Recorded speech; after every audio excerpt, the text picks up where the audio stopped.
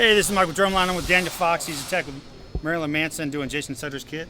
Yes. So where are you today? Do you know? Where are we? I don't know. We're in St. Charles, close to St. Louis. Oh, that's one with the arch, right? Yeah, that's it. All right, they cool, don't tell yes, you always don't know, do you? Very familiar with. Yeah, you never know. Some nights, you know, it's a weird band to work for. A lot of party. So, I'm totally joking. You want to give us a kit tour or tell us what's going on with Jason's kit? The kit is a Ludwig. We painted it black. You know, the custom paint job with all the black hardware here. The hardware is DW 9000. And so a little quick. It's very black. Very black. Everything's got to be black. Everything. But we even got black symbols. To the wonderful people at Spicy. Oh yeah, those are pretty cool. Give a shout out to Andrew and Kelly over there, always hooking us up. All right. As I said, it's a Ludwig kit, and we got a 26-inch kick, we got a 14-inch rack, 16-18 floor toms, and a gong 20-inch over here. So what's going on with that little bass drum over here? This little guy, it's just, you know, to get that big 808 sound you need for the Manson stuff. A lot of it's electronic, and Jason likes to be a little bit more organic with it instead of doing electronic sound, so a lot of the sound effects out of there, a little popcorn snare. So do you have like a trigger on that? No. Oh yeah, we do have a trigger on that for a little bit more sound. We have all triggers on all drums except for the popcorn snare. But he just likes the sound of that. So he plays kind of a jazzy kid, even though he's in a kind of a heavy. Yeah, I've learned so much from that guy. Like, not to toot his horn, but just from like, he's really trained in like class with all that stuff, and just has it down. Yeah, he plays like, I saw him do some rudiment stuff on. Dude, that rudiment video, Jason, it's insane. It's like flipping, doing all this, and he's so calm about it. The other thing about Jason is he's like a sweetheart. You wouldn't think so, like Marilyn Manson, all scary, but he was genuine. All the guys are. I'm not just saying that for a raise or anything. Yeah, no, of course not. But yeah, you know, the kit's pretty solid. Manson throws microphone stands at it, destroys it a lot. Oh, does he?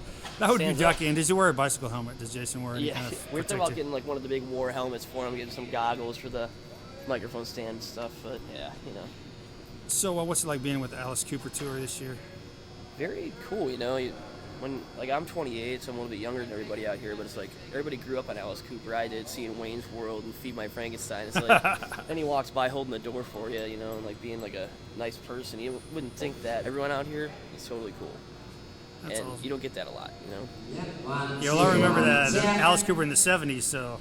Oh, yeah. He had a lot of hits. Causing the uproar. Yeah, but he had kind of a resurgence in the 90s, and he's out doing it crazy now. Again, you know, still holding it down. All the pyros, got a great band behind him. Unbelievable. Manson, too. I mean, he's got a new record out. Got a new record, Born Villain.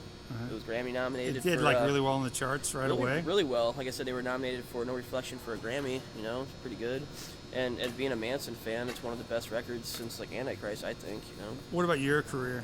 My career. With, Mushroom Head, right? Played Mushroom Head. I played in the band Dope, Crossbreed, just a bunch of theatrical rock bands, more the industrial ministry kind of sound like that. But anything with the mask and makeup and like theatrics, I love. So where do you base yourself out of? LA? I'm out of Cleveland, Ohio. Hopefully, you live there? You live there. Still live there? And... Still by the mistake on the lake, you know. Oh, okay. But thinking about moving to California soon. There's a lot more work out there. There's more opportunity. And so the bands you play with, do you fly out where we got to go, you know, and you get to call like, hey, we need a band. I got to fill this gig. Send me the songs, and I'll be there whenever I can, you know. That's awesome. Fly out. One of those drummers, you know.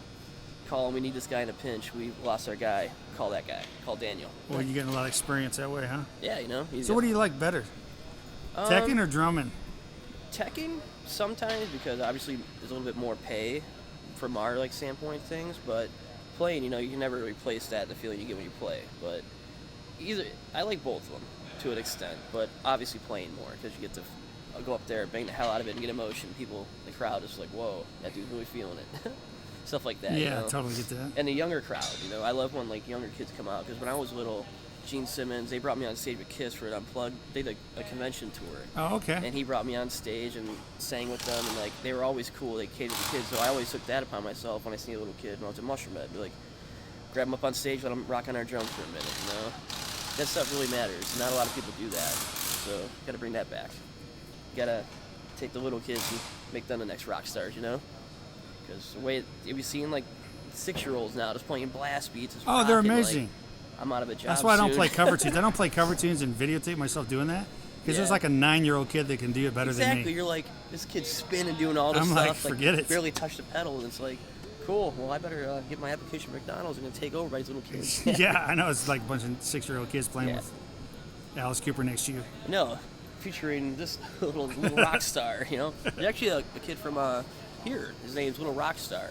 They call him. He came out to a bunch of Mushroom Head shows and would get all painted up, and he's gonna be the next like League of Drummers, man. He's really good already. He's, I don't know how old, like maybe 7 or 8, and totally kills it already. So do you give lessons at all? Or, I wanted to, I really wanted to, but it's never like time because I've been out with Manson for the last year, drum teching for them, and before that was Mushroom Head every year. So I'd really like to get into it when I get a little bit older, more knowledge, because Jason should be a tutor or a teacher, man. Because that dude, stuff I would never get before, like so simple, and he'd be like, dude, just try it this way. Then I'd be at home playing it, and I'm like, the dude's right.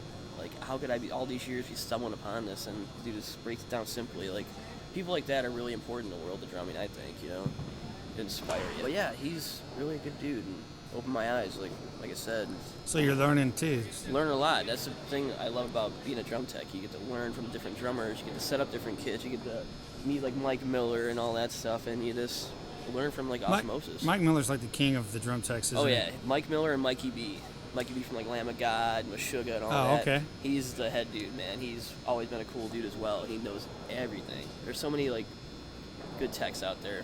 Drummers of this age are very fortunate, you know. I discovered a lot of techs have a skill, like John Aldridge engraves snare drums. Some guys paint drum heads. Yeah. Do you paint or anything else extra? Not really.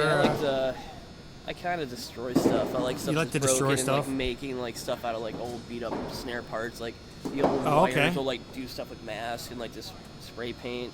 So you like put one of like a those junkie guys. kit together with broken Oh yeah, parts? dude. I have a bunch of kids at home that are just like almost a steampunk kind of thing. They're just Oh, built like that's fun. Like Gene Hoglan inspired me to get a boat propeller.